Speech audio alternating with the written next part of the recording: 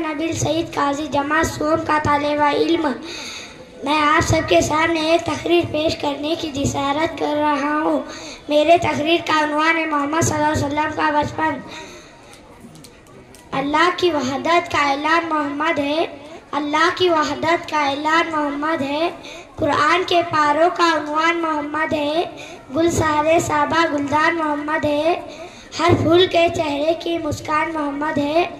سامعین حضرات، میرے نبی کی تو شان ہی نرالی ہے، اس ذات سے محبت کیوں نہ ہو کہ جس کے دل میں اللہ تبارک و تعالیٰ نے صرف 2 سال کی عمر میں ہی سینہ مبارک کو چاک کر کے زمزم سے پاک کیا ہو۔ میں اس نبی سے محبت کیوں نہ کروں جس کے قدم مبارک بنجر بستیاں بھی و سرد شاداب ہو جایا کرتی، کنووں کا پانی خود بخود اوپر آ جاتا، کمزور خچر میں بھی قوت آ جاتی، حضرت حلیمہ کے بکریوں کے تھنوں میں دودھ خشک ہو جاتا تھا۔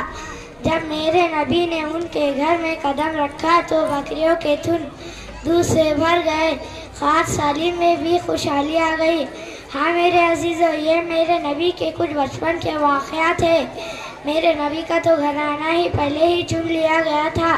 خانہ کعبہ کے قریب حضرت عبدالمطلب کے لیے ایک تخت بچھایا جاتا تھا جس پر حضرت عبدالمطلب کے علاوہ کسی اور کو بیٹھنے کی اجازت نہ تھی، لیکن ہمارے پیارے نبی جب بچپن میں اس تخت پر بیٹھ جایا کرتے تو لوگ آپ کو روکنے کی کوشش کرتے تو حضرت عبدالمطلب کہتے کہ میرے اس بیٹے کو نہ روکو، میری نظر دیکھ رہی ہے، میرے اس بیٹی کی بڑی شان ہوگی۔ اتنا کہہ کر میں اپنی تقریر اس شعر پر ختم کرتا ہوں۔ نہ کلیم کا تصور نہ خیال طور سینہ، نہ کلیم کا تصور نہ خیال طور سینہ، میری آرزو محمد، میری جستجو مدینہ۔ خدا حافظ۔